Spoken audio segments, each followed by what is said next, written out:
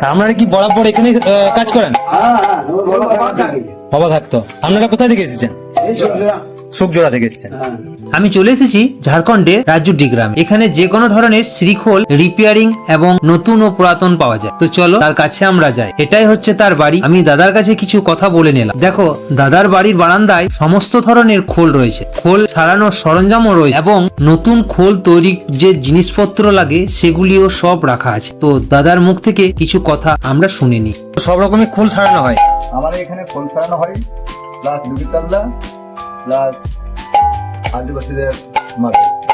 খুব গরিব পরিবারের ছেলে, খুব কষ্ট করে ইনি জীবিকা নির্ভর করে। তো আরো অনেকজন এসেছেন ওনার কাছে সমস্ত রকমের শ্রীখোল রিপেয়ারিং করার জন্য। তো তাদের কাছ থেকে আমি শুনে নেব এনারা কোথায় থেকে এসেছেন। আপনারা কোথায় থেকে এসেছেন?